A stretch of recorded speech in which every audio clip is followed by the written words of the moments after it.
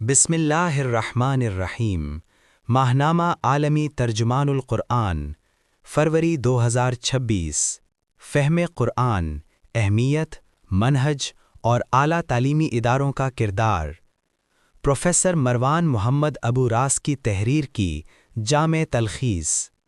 قرآن مجید اللہ تعالیٰ کی آخری کتاب ہدایت ہے، جو نہ صرف انسان کی روحانی اور اخلاقی رہنمائی کرتی ہے بلکہ اس کی فکری، معاشرتی اور عملی زندگی کے تمام پہلوؤں کو منظم کرنے کا سرچشمہ بھی ہے۔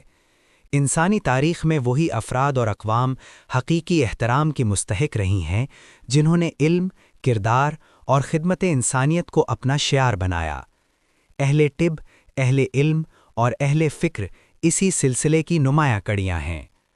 قرآن کریم کا تعلق اہل طب اور انسانی خدمت سے محض رسمی نہیں بلکہ نہایت گہرا، فکری اور عملی ہے، کیونکہ قرآن خود کو شفا قرار دیتا ہے، دلوں کی بیماریوں کے لیے بھی اور انسان کی مجموعی اصلاح کے لیے بھی۔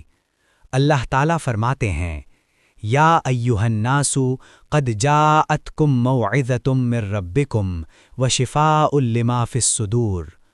قرآن نہ صرف روحانی و فکری امراض کی شفا ہے بلکہ اس میں جسمانی بیماریوں کے علاج سے متعلق رہنمائی کے اصول بھی موجود ہیں۔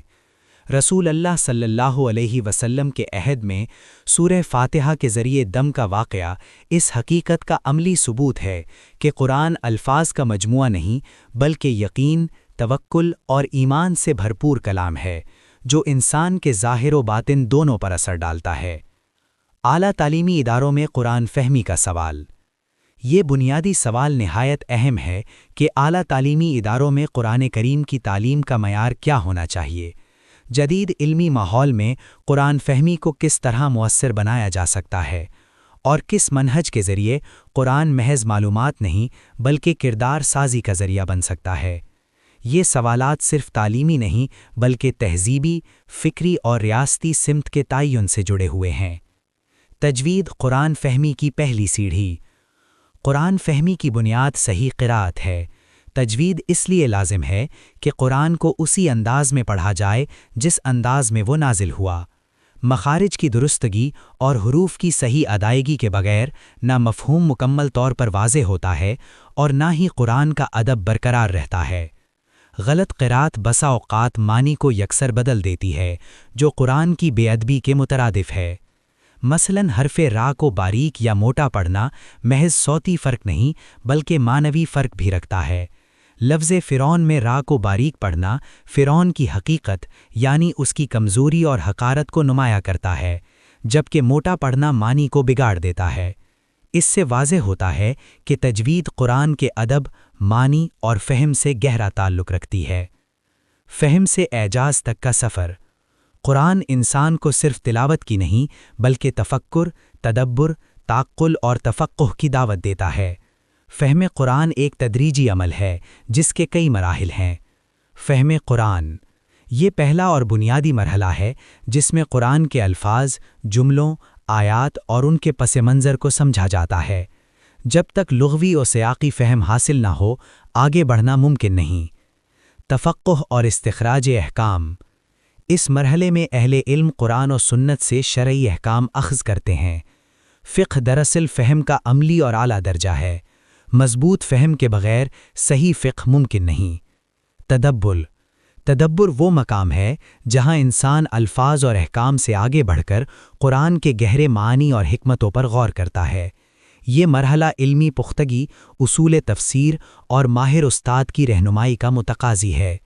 بغیر اہلیت تدبر کے دعوے تفسیر بالرائے کا سبب بنتے ہیں، جو نہایت خطرناک ہیں۔ اعجاز قرآن۔ جب انسان فہم، فقہ اور تدبر کے مراحل سے گزرتا ہے تو اس پر قرآن کا اعجاز منکشف ہونا شروع ہوتا ہے۔ قرآن کی فصاحت، بلاغت، اسلوب اور حکمت انسان کی فکر و کردار پر اس قدر اثر انداز ہوتی ہے کہ قرآن اس کی فکر و کردار کا محور بن جاتا ہے۔ قرآن کا جمالیاتی اور معنوی اعجاز۔ قرآن محض ایک فصیح متن نہیں بلکہ ایک زندہ ادبی معجزہ ہے۔ اس کے الفاظ کا انتخاب نہایت دقیق اور حکمتانہ ہے۔ قرآن میں بعض ایسے الفاظ استعمال ہوئے ہیں جو عربوں کی روزمرہ لغت میں کم معروف تھے، مگر اپنے معنوی باطن میں گہرے مفاہیم رکھتے ہیں۔ لفظ دیزا النجم 22 اس کی واضح مثال ہے، جو مشرکین کی فکری ناانصافی اور اعتقادی بگاڑ کو ایک ہی لفظ میں آشکار کر دیتا ہے۔ اسی طرح اقفالھا محمد 24 دلوں کی سختی اور روحانی جمود کا نہایت بلیغ استعارہ ہے۔ یہ الفاظ قرآن کے معنوی اور جمالیاتی اعجاز کو نمایاں کرتے ہیں۔ قراءت قرآن اور معنوی وسعت۔ قرآن کی مختلف قراءات فہم قرآن کا نہایت نازک اور عمیق باب ہیں۔ اختلاف قراءات سے آیات کے معنی میں وسعت پیدا ہوتی ہے اور نئے لطائف منکشف ہوتے ہیں۔ مثلاً سورہ بقرہ کی آیت فَتَلَقَّىٰ آدَمُ مِن رَّبِّهِ كَلِمَاتٍ ایک قراءت میں آدم فاعل ہیں اور دوسرے میں مفعول۔ اس سے ایک طرف آدم کی جستجو ظاہر ہوتی ہے اور دوسری طرف اللہ کی رحمت کا جلوہ۔ یہی وجہ ہے کہ بعض جامعات میں تفسیر القرآن بالقراءات العشر پڑھائی جاتی ہے۔ تفسیر قرآن، اصول اور لوازمات۔ تفسیر قرآن محض لغوی تشریح نہیں بلکہ اللہ کی مراد تک رسائی کی ایک ذمہ دارانہ علمی کوشش ہے۔ اس کے دو مشہور اسالیب ہیں۔ تفسیر تحلیلی، اس میں آیات کو ترتیب کے ساتھ لغت، نحو، سیاق، اسباب نزول اور احکام کی روشنی میں سمجھا جاتا ہے۔ اس کے لیے مصفر کو عربی علوم، مقاصد شریعت اور مجموعی نظم قرآن پر عبور ہونا ضروری ہے۔ ناسخ و منسوخ، محکم و متشابہ۔ مصفر کے لیے ناسخ و منسوخ کا علم نہایت ضروری ہے تاکہ منسوخ احکام کو جاری نہ سمجھا جائے۔ اسی طرح محکم و متشابہ آیات کی تمیز کے بغیر قرآن کا صحیح فہم ممکن نہیں۔ اسباب نزول۔ شان نزول آیت کے پس منظر اور حکمت کو واضح کرتا ہے اور غلط فہمیوں سے بچاتا ہے۔ تفسیر موضوعی۔ تفسیر موضوعی میں کسی صورت یا موضوع کے مرکزی مضامین کو یکجا کر کے سمجھا جاتا ہے۔ سورہ فاتحہ کے مختصر اشارات کی تفصیل سورہ بقرہ اور آل عمران میں ملتی ہے۔ اسی طرح جہاد، توحید، تاریخ بنی اسرائیل اور مسجد اقصیٰ جیسے موضوعات مختلف صورتوں میں تفصیل سے واضح ہوتے ہیں۔ اعلیٰ تعلیمی اداروں میں قرآن کی مرکزی حیثیت۔ اعلیٰ تعلیمی ادارے محض پیشہ ور افراد تیار کرنے کی فیکٹریاں نہیں بلکہ قوموں کے مستقبل کی تشکیل کرتے ہیں۔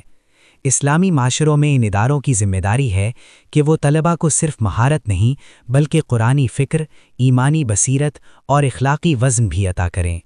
غزہ کے تعلیمی ادارے اس کی زندہ مثال ہیں، جہاں عصری علوم کے ساتھ قرآن، صبر، توکل اور شجاعت کی تعلیم دی جاتی ہے۔ اسی قرآنی نور نے کم وسائل کے باوجود وہاں کے لوگوں کو استقامت عطا کی ہے۔ ان کے نزدیک اصل سہارا ہتھیار نہیں بلکہ قرآن ہے۔ نتیجہ، قرآن کے ساتھ تعلق ہی امت کے عروج و وصول کا اصل معیار ہے۔ رسول اللہ صلی اللہ علیہ وسلم کا فرمان ہے ان اللہ یرفع بہذا الکتاب اقواما ویدع بہ آخرین۔ قرآن ہی وہ نور ہے جو امت کو دوبارہ زندگی، وقار اور قیادت عطا کر سکتا ہے۔ اس کے لیے ضروری ہے کہ امت دوبارہ رجوع الی القرآن کرے، فہم، تدبر، عمل اور اخلاص کے ساتھ۔